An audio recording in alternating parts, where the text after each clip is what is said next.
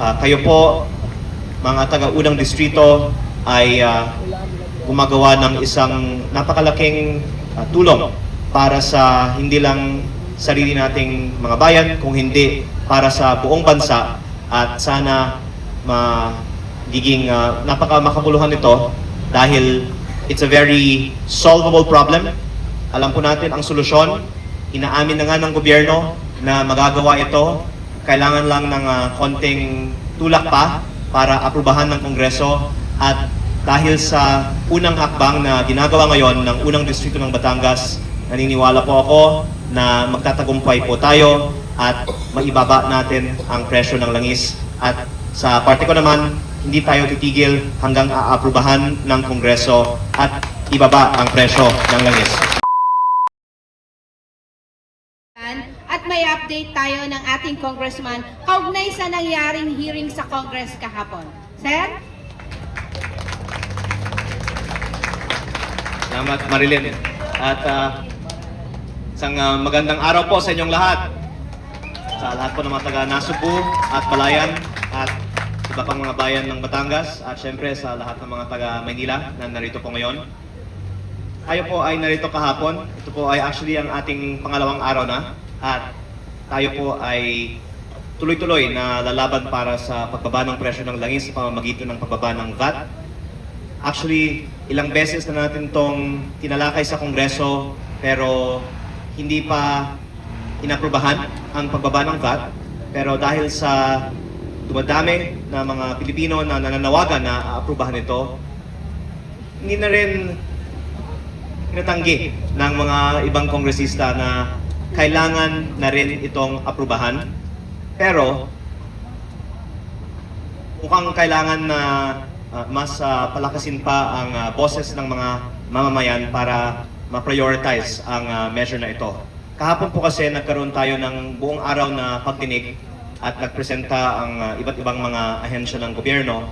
Meron po tayong mga galing sa unang distrito na guest din sa pagdinig kahapon.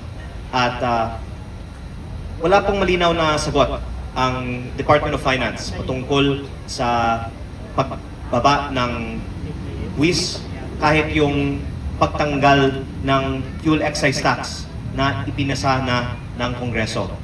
At ang sagot naman tungkol sa mas malaki pang mga ayuda o pagbaba ng buwis ay kulang daw ang pondo ng gobyerno para ibigay lahat ng mga hinihingi ng taong bayan. Pero ang lumalabas din naman, ang dami pang mga hindi kinakailangang gastusin ng gobyerno na pwedeng bawasan na hindi pa binabawas. San?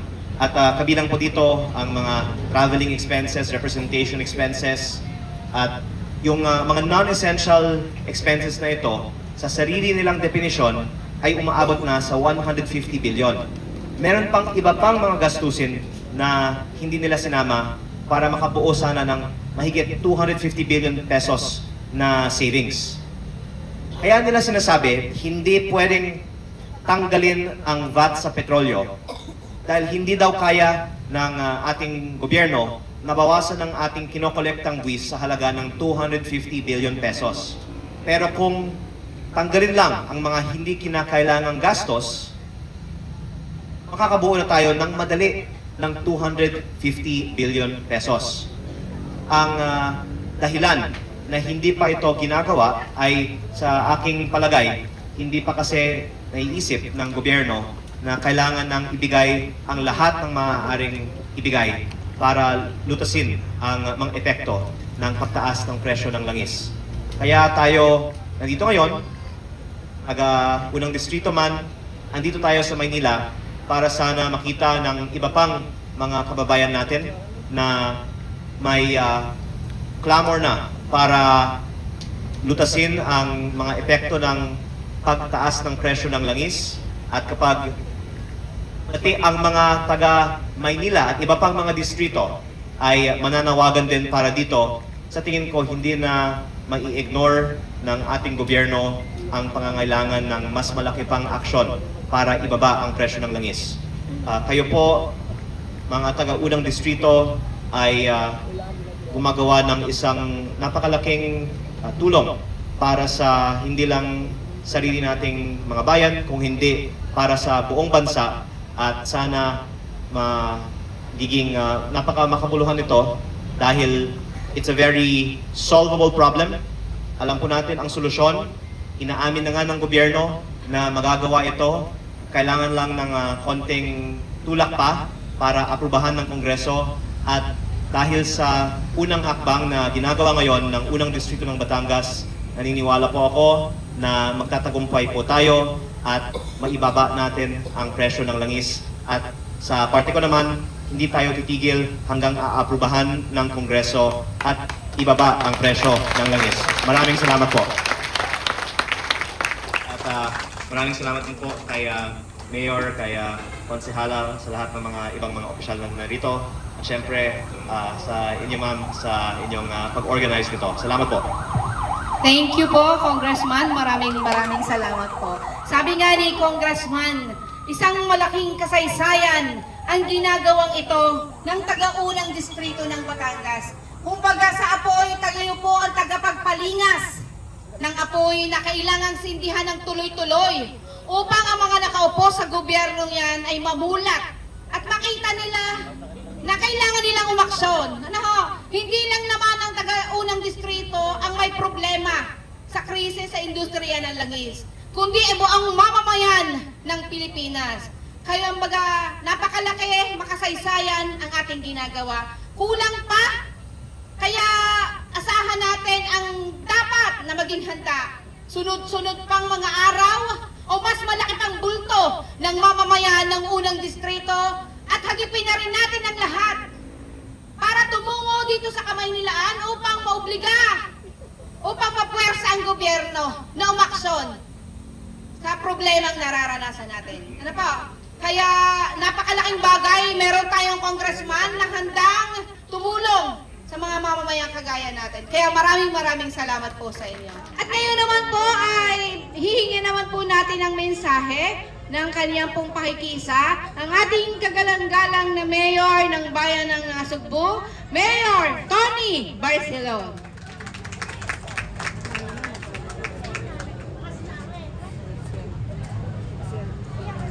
Maraming salamat. Sa inyo po lahat, mahal ko mga kababayan, ating po mga panawin, sa ating pong galang-galang na Congressman Lean, sa aking po mga kasama po at sa Nasugbu, mga panawin, sa po magandang tanghali sa inyong lahat. Ang araw pong ito ay araw ng kagitingan. Sana po ay isadiwa natin, na iaalay natin ang araw na ito sa mga taong nagbuwis ng buhay at naging alalay ng bansa ng Pilipinas upang tayo ay maging malaya, ang mga magigiting nating mga nasa kabilang buhay. Ito pong pagkakataon to ay napakalaking bagay sa pasimula ng taong ito. Alam po natin ang mga nangyayari, subalit kakaunti po ang tao na pumapansin. At magpasalamat po tayo sa ating kagalang-galang na congressman at sinimulan niya ang mga adhikain ito. Tama-tama, tayo ay nasa unang distrito. Tayo rin po ang kauna-unahan sa Pilipinas na magagawa ng kilos na ito upang magkaroon ng pabago ang ating mga sistema sa gobyerno. Ang salitang pagbabago ay bata po ako ay naririnig ko na. Subalit ang nangyayari ay hindi nagbabago. Sapagkat natural po sa ating mga Pilipino ang pagiging mabait. Sana po sa pagkakataong ito, naramdaman natin ang kapalit ng pagiging mabait. Tayo po ay gumawa ng mga alituntunin na makakatanggap ay ang ating mga kababayan upang umunlad at maging masagana ang ating buhay. Narinig niyo na po sa ating mga kasama kanina ang layunin ng pagtitipong ito. Sana po tayo ay magpalawak sa ating mga kasamahan kung bakit tayo ay nandito sa kilusang ito upang tunay nating makamtan ang isang tunay na pagbabago at pagkakaisa ng mga Pilipino. Dalangin din po natin ng ating mga namumuno ay magsimula ng kanilang tunay na tungkulin, tunay na pinanumpaang tungkulin sa ating bayan at mamamayan upang makatam natin ang isang tunay na pagbabago at kaunlaran sa ating buhay. Kaya sa inyo po lahat, sa ating po mga panawin, magandang tanghali, inyo pong isadiwa ang araw na ito, ating pong dalahin sa ating mga kaibigan, bahay at kasamahan ang diwa ng pagkakaisa, pagbabago upang tuloy-tuloy na magbago ang ating bayan para sa tunay na kaunlaran. Marami pong salamat.